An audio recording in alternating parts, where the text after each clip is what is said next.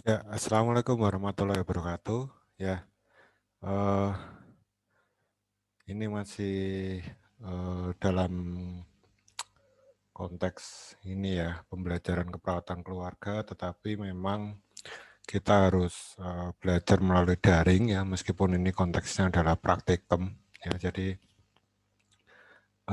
mungkin sebelumnya saya jelaskan dulu bahwa sebenarnya pembelajaran ini belum bisa dengan mudah dipahami ya, karena memang saya belum masuk pada konsep ataupun pada teori tentang asuhan keperawatan keluarga ya. Tapi tentunya nanti akan saya berikan prolog atau akan saya berikan semacam apa istilahnya pendalaman dulu sedikit ya tentang aplikasi Askep keluarga itu seperti apa. Ya, karena kalau kalau tidak saya berikan apa pendalaman terlebih dahulu nanti mahasiswa bingung. Ini pengkajian ini prosedurnya seperti apa, prosesnya seperti apa ya. Jadi langsung saya mulai aja. Jadi pertemuan hari ini adalah membahas tentang pengkajian data demografi, kesehatan, anggota keluarga, genogram, tipe keluarga, serta ekonomi ya.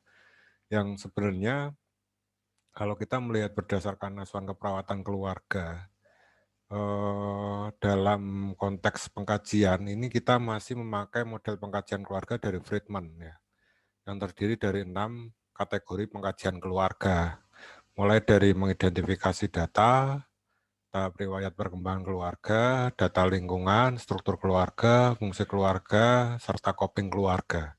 Nah, untuk mengkaji asup keluarga, tentunya kita harus mengkaji 6 hal ini. Ya, mengkaji 6 hal ini sesuai dengan konsep pengkajian pada keluarga, pada pengkajian keluarga menurut Friedman. Nah, yang akan kita bahas ya, yang akan kita bahas ini adalah tentang identifikasi data.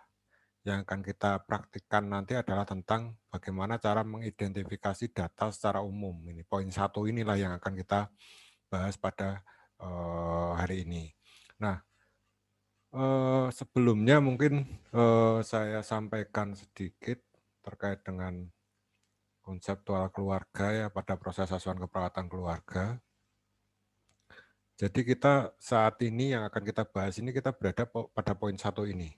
Ini pengkajian keluarga dan individu dalam keluarga ya. Jadi mulai dari pengkajian 1 sampai 6 tadi, mulai dari data umum sampai dengan apa data yang lainnya ya, sampai dengan 6 tadi, 6 sesuai Friedman tadi, ini kita pada poin 1 ini, pada pengkajian keluarga dan individu di dalam keluarga. Artinya apa? Bahwa aspek keluarga ini memang sedikit berbeda dengan aspek KMB yang berorientasi hanya pada individu saja, tetapi kalau aspek keluarga ini yang dikaji adalah semua data-data yang ada di keluarga, serta pengkajian secara individu pada keluarga tersebut. Ya. Sebelum nanti kita masuk pada perumusan, penyusunan, perencanaan, pengkajian ini harus sudah clear dulu. Nah, mekanisme pengkajian ini ada beberapa hal yang memang harus dipenuhi oleh seorang perawat keluarga ya. Salah satunya adalah pengkajian itu sendiri, formatnya, serta nanti akan ada pre-planning atau semacam SAP ya, satuan acara pembelajaran pada waktu pengkajian serta lampiran pada pedoman wawancara. Nanti akan kita bahas pada format ya. Jadi sebelum saya mulai, mahasiswa biar satu persepsi dulu dengan nanti apa yang akan kita bahas sehingga pemahaman kita sinergi yang berkesinambungan. Jadi apa yang saya sampaikan dengan pemahaman mahasiswa itu nyambung, klik ya. Jadi kita saat ini pada poin 1 ini. Nah, isi dalam pengkajian keluarga dan individu pada keluarga ini apa saja? Terdiri dari 6 ini. Nah, terdiri dari 6, yaitu ini. Pada pengkajian itu semuanya ada 6 ini. Ya, yang akan kita bahas adalah 1 dulu. Nah, tetapi tidak menjadi masalah. Nanti ketika saya menjelaskan teori tentang konseptual pada asuhan keperawatan keluarga, teman-teman mahasiswa di sini sudah paham tentang isi dari pengkajian yang akan saya paparkan nanti pada pembelajaran teori pada asuhan keperawatan keluarga. Ya. Oke, kita mulai dari praktikum pengkajian ASKEP keluarga, khususnya pada pengkajian data demografi, kesehatan, serta tipe keluarga dan ekonomi. Ya. Nah, ini seperti biasa kita mengkaji data umum. Ya. Ini ada karakteristik pada ASKEP keluarga ya seperti ini. Jadi di data umum ini ada nama kakak, kakak itu adalah kepala keluarga. Jadi nanti mahasiswa membuat ASKEP-nya formatnya seperti ini, boleh ditambahi tetapi tidak boleh dikurangi ya. Boleh ditambah itu artinya misalkan pada nama kakak, kemudian di sini ada umur, pendidikan, agama, pekerjaan, imunisasi. Misalkan mau ditambahi tentang golongan darah, itu boleh, tetapi jangan dikurangi ini, karena ini adalah data demografi yang sekiranya nanti adalah untuk menentukan bagaimana penata laksanaan asuhan keperawatan keluarga berdasarkan jumlah keluarga ya. Nah ini kita kembali ke data umum. Jadi di sini terdiri dari nama kakak, diisi misalkan Tuan K ya, berarti Tuan K, kemudian umurnya berapa, ini umur untuk kakak ya, untuk kepala keluarga saja, untuk Tuan K tadi.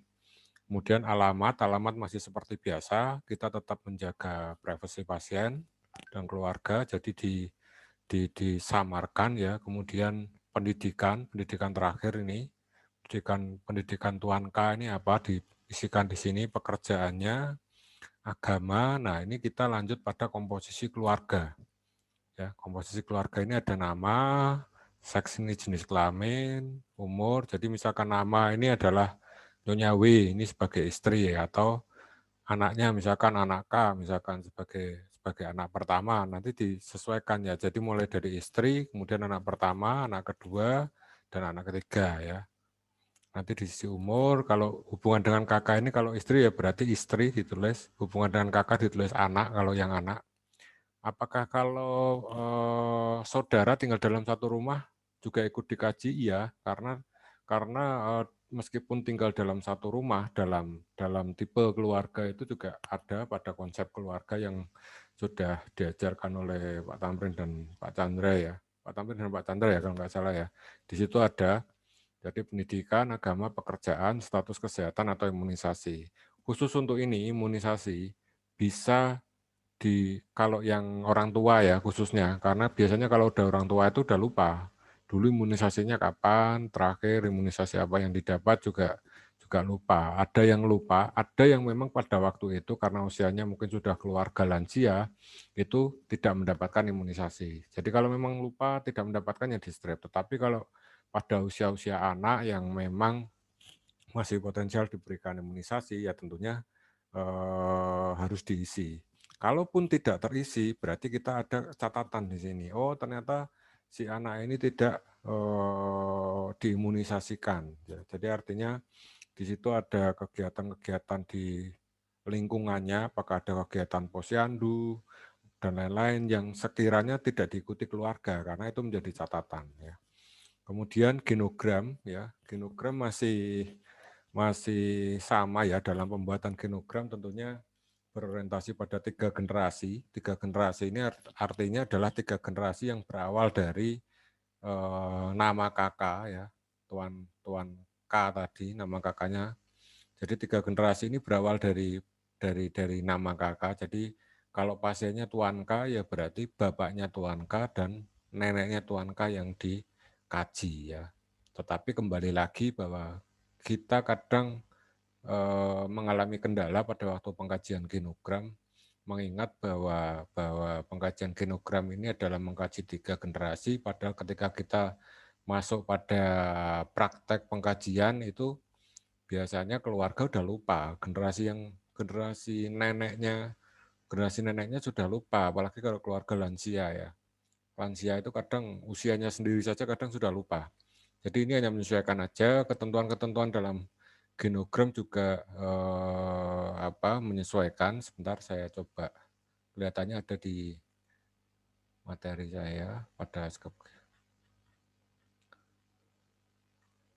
sebentar saya carikan. Nah ini. Nah ini simbol-simbol yang biasa digunakan ya pada pembuatan genogram. Ya, jadi laki-laki, kotak, perempuan, bulat. Kemudian ini adalah untuk identifikasi klien. Ya.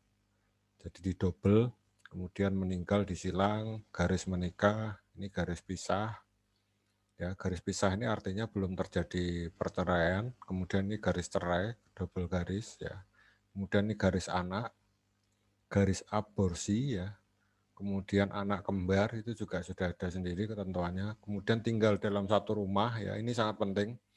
Jadi ini adalah menentukan juga nanti tipe keluarganya pada tipe keluarga yang seperti apa.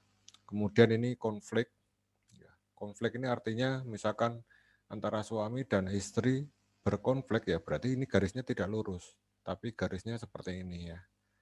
Ada tanda berkelok seperti ini. Kemudian hamil, ya ini kondisi yang hamil berarti bulat, kemudian diberi segitiga. Ya ini simbol-simbol yang biasa digunakan di dalam pembuatan genogram. Ya ini memang perlu dipelajari kembali ya di dalam pembuatan genogram, karena bahkan mahasiswa tingkat 3 pun kemarin kakak tingkat kalian itu ada beberapa ya, 1 atau 2 lah yang mungkin masih kebingungan membuat genogram. Genogram itu seperti apa? Itu masih kebingungan meskipun mungkin taunya hanya kotak ini adalah laki-laki, bulat ini perempuan ya. Nah, pada praktikum pengkajian ini ya, genogram ini masuk dalam pengkajian demografi kesehatan keluarga dan lain-lain ya.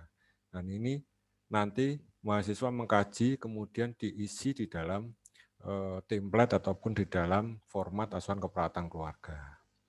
Kemudian tipe keluarga. Nah, tipe keluarga itu yang seperti apa? Nah, pada tipe keluarga ini menjelaskan mengenai jenis tipe keluarga beserta kendala atau masalah yang terjadi dengan jenis tipe-tipe keluarga. Nah, tipe-tipe keluarga yang sudah diajarkan tipe-tipe keluarga apa saja? Apakah tipe-tipe keluarga campuran, tipe-tipe extended family ya, yang diajarkan Pak Chandra sama Pak Tamrin itu seperti apa? Nanti disesuaikan. Dasarnya adalah apa? Dasarnya adalah yang tinggal di dalam satu rumah. Kita kembali pada genogram lagi. Dikatakan tipe keluarga nuklear family itu yang seperti apa? Ya, berarti ayah, ibu, anak ya kalau nuklear family. Kemudian kewarganegaraan atau suku bangsa. Nah, ini kewarganegaraan jelas Indonesia, Jawa ya, misalkan di Jawa ya. Intinya menyesuaikan lah. Kemudian status sosial ekonomi ini mengkaji sejauh mana keluarga mencukupi kebutuhan pada keluarga tersebut, yang mana berorientasi pada penghasilan keluarga. Nah, penghasilan keluarga ini tidak serta-merta pada penghasilan si kepala keluarga saja ya, tapi misal seperti saya nih, saya sebagai kepala keluarga bekerja, kemudian istri saya juga ikut bekerja. Nah, ini nanti diakumulasi sehingga penghasilan keluarga itu adalah penghasilan saya dan penghasilan istri saya yang kemudian ya nanti diakumulasi dan diperhitungkan pada pengeluaran keluarga. Apakah mencukupi, apakah kurang, apakah lebih sampai bisa menabung dan lain sebagainya, nanti dituangkan dalam status sosial ekonomi keluarga ya. Kemudian yang nomor 12 adalah aktivitas rekreasi keluarga. Ini nanti mahasiswa mengkaji bagaimana aktivitas rekreasi keluarga. Terkait dengan aktivitas rekreasi keluarga ini bukan serta-merta pada jalan-jalan ya, kemudian luar kota bersama keluarga atau di pantai, di pegunungan, enggak serta-merta pada itu. Tetapi aktivitas rekreasi keluarga ini juga bisa dilihat atau dinilai berdasarkan bagaimana keluarga memanfaatkan waktu luang ya quality time bersama keluarga itu kapan gitu, apakah pada waktu nonton TV ataukah pada waktu pagi hari sebelum bekerja, pada waktu sarapan bisa ngobrol-ngobrol bersama dan lain sebagainya ya. Jadi tidak serta-merta hanya berdasarkan pada rekreasi yang notabene bahwa rekreasi itu ya jalan-jalan luar kota ke gunung, ke pantai atau ke mana, bukan hanya serta-merta itu. Jadi aktivitas rekreasi keluarga itu berarti luas ya. Kemudian nah poin 1 sampai 12 inilah yang yang dipraktekkan, yang nanti akan kita praktekkan ya. Kita praktekkan ini artinya nanti mahasiswa mencoba mempraktekkan sendiri pada keluarganya masing-masing ya. Jadi misalkan ini keluarga mahasiswa si A, nama bapaknya siapa ditulis, umurnya berapa, alamat berapa, sampai ini semuanya diisi ya. Harapan saya ketika nanti sudah praktek langsung, mudah-mudahan bisa segera praktek langsung ya, karena saya sendiri kalau ngajar melalui daring seperti ini juga kurang maksimal ya. Tapi kalau bisa ketemu langsung, bisa praktek luring langsung, saya pun juga akan lebih efektif ya. Mahasiswa komunikasi atau penyampaian edukasi ke mahasiswa ataupun penyampaian materi ke mahasiswa itu lebih maksimal. Ini bisa dicoba nanti di keluarganya masing-masing. Silakan langsung mencoba pada keluarganya. Nah, mudahnya askep keluarga itu di sini. Jadi mahasiswa bisa langsung belajar pada keluarganya sendiri-sendiri. Nah, itu poin 1 sampai 12 tadi yang disebut sebagai pengkajian demografi pada kesehatan anggota keluarga yang tadi dari genogram, tipe keluarga, ekonomi, status kesehatan keluarga ya. Kemudian kita masuk pada pre-planning ya. Jadi di dalam keluarga, di dalam aspek keluarga itu tadi di awal saya sudah menyampaikan bahwa punya karakteristik yang beda ya dibanding dengan askep-askep yang lain ya. Jadi kalau pada askep keluarga ini sistemnya adalah kunjungan keluarga. Kunjungan itulah yang dihitung ya, kunjungan itulah yang jadikan kesempatan untuk mengkaji. Nah, kunjungan itu tidak hanya pada kunjungan pengkajian saja, ada juga kunjungan implementasi ya. Itu bedanya askep keluarga dengan askep yang lain.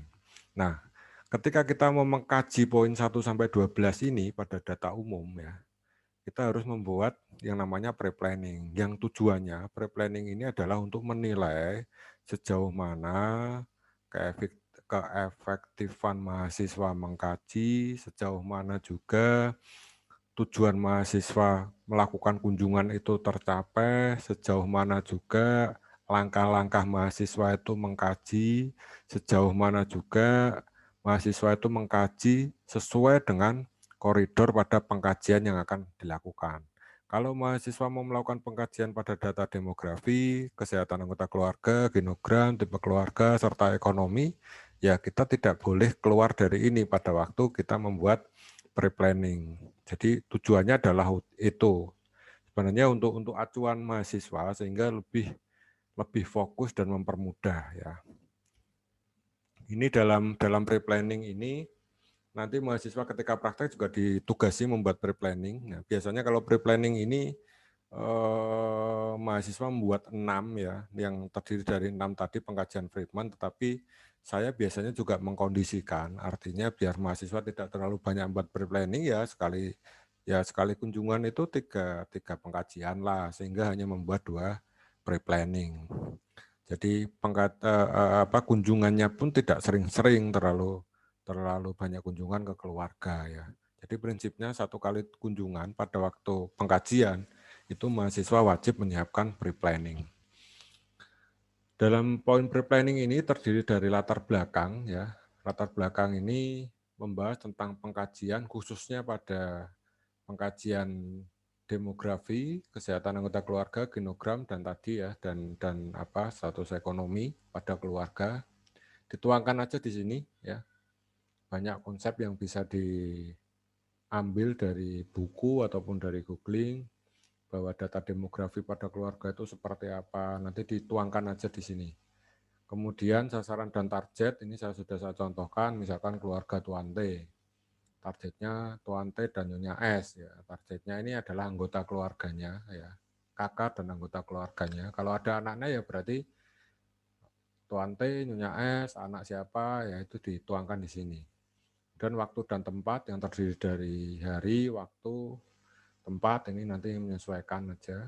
Kemudian medianya adalah alat tulis ya karena nanti mahasiswa melakukan pengkajian harus menyiapkan alat tulis meskipun tidak diinput langsung di dalam template format askepnya tadi, tidak menjadi masalah selama mahasiswa menyiapkan alat tulis atau buku saku mahasiswa atau buku catatan mahasiswa, sehingga nanti hasil dari pengkajian itu bisa diinput di rumah. Kemudian strategi pelaksanaan ini sama ya, isinya ini sama dengan ketika kalian tingkat 2 membuat satuan acara penyuluhan atau SAP. Ini sama, pre-planning sama SAP ini isinya sama. Konteksnya aja yang berbeda.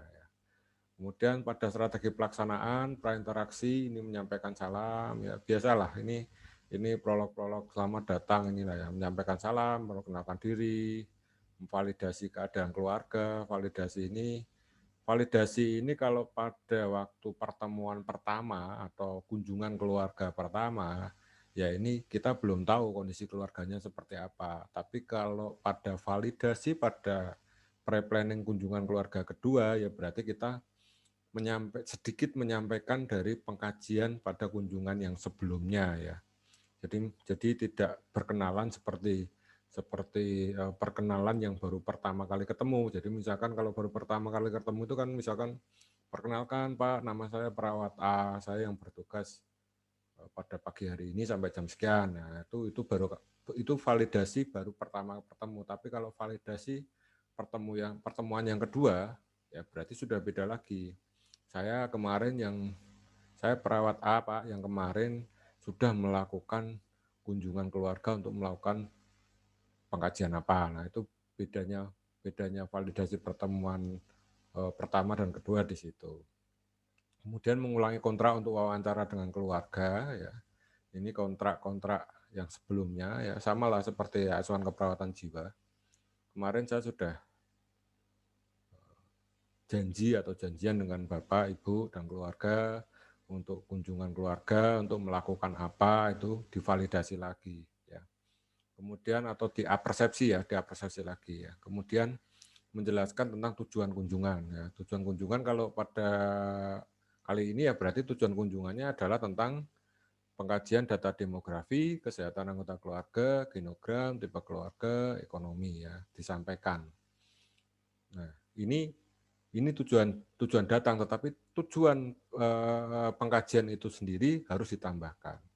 Tujuannya adalah untuk mendapatkan data-data tersebut sehingga kami perawat nanti secara komprehensif menjadikan data-data tersebut, baik data subjektif ataupun data objektif yang sudah kita terima, itu akan kita jadikan bahan analisis untuk pembuatan diagnosa keperawatan ya.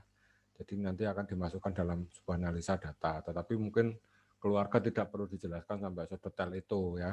Kita yang penting komunikatif aja lah. Jadi menjelaskan tujuan kunjungan itu kita komunikatif sehingga hasil dari penjelasan tujuan kunjungan itu adalah merupakan kalau di dalam prosedur laboratorium itu bentuk kita akan mengetahui bentuk kesediaan pasien dan keluarga ya atas kedatangan kita. Tujuannya sebenarnya hanya ke arah situ ya. Kemudian interaksi, ini wawancara dengan keluarga tentang data demografi, kesehatan anggota keluarga, genogram, tipe keluarga, ekonomi ya. Ini 12 tadi ini ya. Isinya 12. Hanya di copy paste dari template yang sudah di atas tadi yang sudah saya jelaskan. Kemudian terminasi ya, memberikan pujian, menyampaikan kesimpulan. Ya, kesimpulan ini hasilnya ya sekali lagi bahwa prinsipnya semua tindakan ini atau hasil ini berorientasi pada data subjektif dan data objektif. Ya, hasilnya seperti apa? Jadi misalkan data subjektifnya apa ya dijelaskan, data objektifnya apa dijelaskan. Sehingga ini secara langsung ataupun tidak langsung berfungsi untuk validasi ya, untuk validasi bahwa apa yang disampaikan oleh pasien dan keluarga pada waktu pengkajian tadi, oh ternyata benar. Jadi mengulang kembali atas apa yang sudah disampaikan dan menyampaikan ke pasien. Ya. Kemudian kontrak waktu kembali untuk kunjungan berikutnya. Kunjungan berikutnya ini kalau pada pengkajian data demografi dan sampai dengan ekonomi sudah selesai, berarti pada pengkajian berikutnya apa? Kita kembali pada pengkajian Friedman tadi. Ya, pada pengkajian Friedman.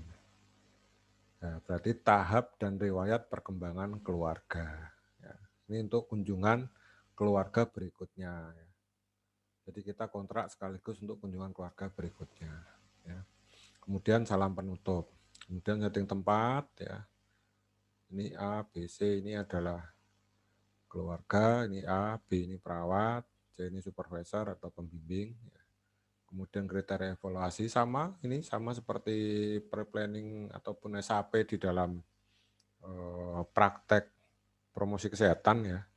Ini mengevaluasi struktur, menyiapkan pre-planning 2 hari sebelumnya, kontrak topik tempat dan waktu dengan keluarga, menyiapkan instrumen pengkajian dan alat tulis ya.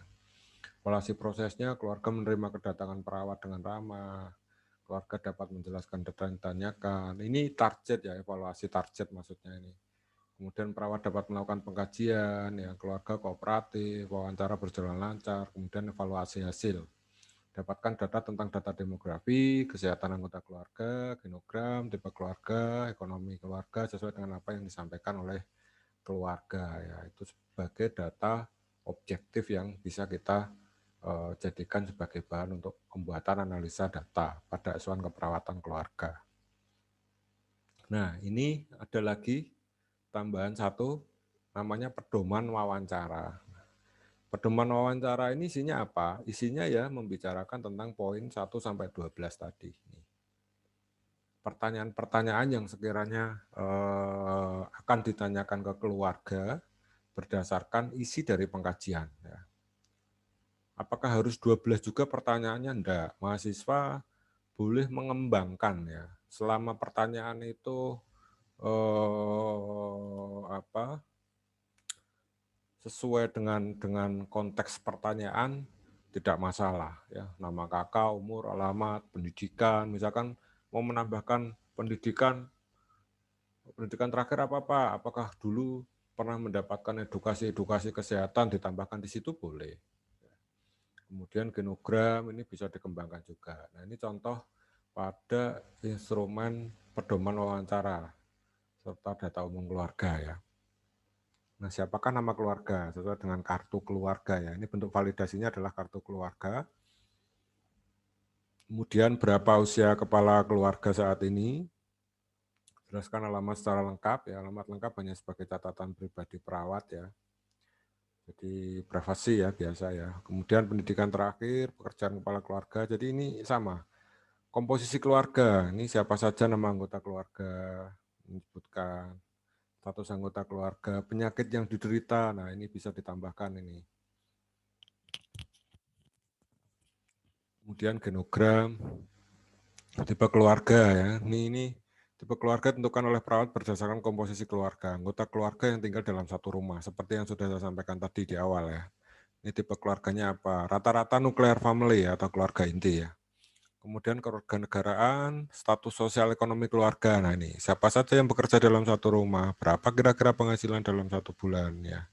Apakah penghasilan mencukupi, kemudian alasannya apa kalau tidak mencukupi, dan lain sebagainya. Kemudian aktivitas rekreasi keluarga. Ini kapan terakhir, di mana, dengan siapa, apakah pernah rekreasi keluar kota, apakah selain rekreasi keluarga punya waktu khusus ya untuk berkumpul bersama dengan keluarga, itu kapan, di mana ya. Kemudian ini daftar pustaka ya. Jadi inilah bentuk template dari pengkajian asuhan keperawatan keluarga yang nanti bisa dilakukan atau dipraktekkan oleh mahasiswa pada keluarganya sendiri ya. Sehingga dari apa yang sudah saya sampaikan ini, mahasiswa tetap mempunyai kesempatan untuk langsung mempraktekkan sendiri ya. Atau kalaupun tidak dengan keluarga yang saat ini mungkin masih berada di kos ya, bisa mencoba disimulasikan dengan teman satu kosnya atau mungkin disimulasikan dengan teman yang lain ya, sehingga apa yang sudah saya sampaikan ini mahasiswa akan tahu, oh prakteknya ternyata seperti ini nanti. Jadi lebih memudahkan, lebih memantapkan mahasiswa untuk melakukan suatu pengkajian keluarga, khususnya pada pengkajian data umum keluarga ya. Ya, mungkin ini untuk praktikum pengkajian keluarga khususnya pada pengkajian data demografi, kesehatan anggota keluarga. pengkajian genogram, tipe keluarga, serta pengkajian status ekonomi keluarga ya. Nanti kalau ada yang mau ditanyakan bisa melalui Siato atau mungkin bisa japri ke saya ya, atau mungkin dibentuk dalam satu forum khusus untuk keperawatan keluarga, bisa diskusi terkait dengan pengkajian asuhan keperawatan keluarga. Ini khususnya pada pengkajian data umum. Ya, mungkin itu yang bisa saya sampaikan khusus untuk pertemuan pertama ya dengan saya. Ini nanti akan saya share video ke YouTube. Silakan nanti teman-teman untuk pertemuan berikutnya pun mungkin saya juga akan tetap dengan menggunakan YouTube ya, harapannya biar video saya sendiri harapannya biar maksimal ya.